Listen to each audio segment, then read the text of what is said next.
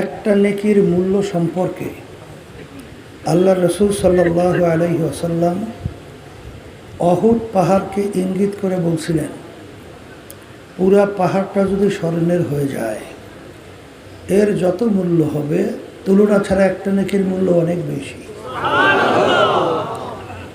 একটা নেকির প্রয়োজন সম্পর্কে আল্লাহ রাব্বুল আলামিন কোরআনুল কারীমের ভিতরে বলছেন, ফামাইয়া আমাল মিসকালা যাররাতিন খাইরান ইয়ারা ওমাইয়া আমাল মিসকালা যাররাতিন শাররান ইয়ারা। আল্লাহ বলছেন, যাররা পরিমাণ তোমার যদি নেকি থাকে তার ফল তুমি ভোগ করতে পারবে, আর যাররা পরিমাণ যদি গুনাহ থাকে তার ফলও তোমাদের ভোগ করতে হবে। যাররা কাকে বলে? কাপড় ধোয়া নিগড়াইয়া রোদের ভিতরে ঝাড়া দিলে লক্ষ লক্ষ রেণু রেণু দেখা যায়, এক একটা রেণুকে বলা হয় যাররা।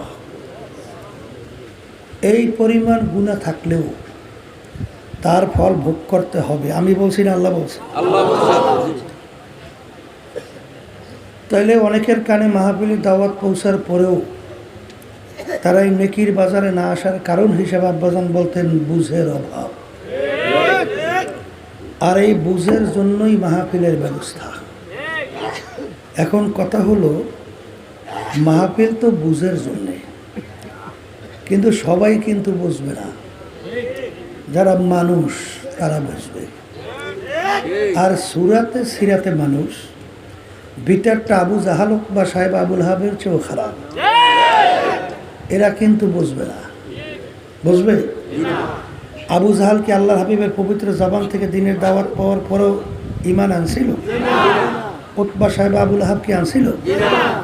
আল্লাহর হাবিবের পক্ষ থেকে রব্বুল আলামিন প্রায় 32-এর মতো মুআজিজা প্রকাশ করাইছেন, প্রায় 32-শতর মতো।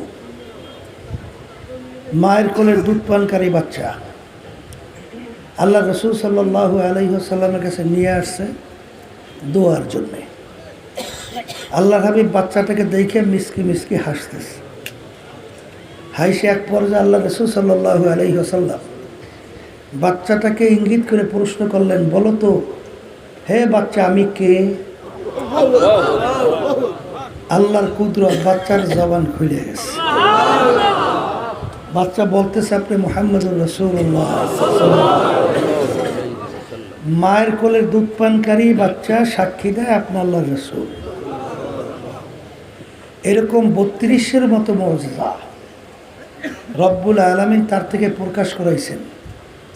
আল্লাহর হাবিবের সবচেয়ে বড় মুআজিজা হলো কুরআনুল কারীম। সবাই বলেন সুবহানাল্লাহ।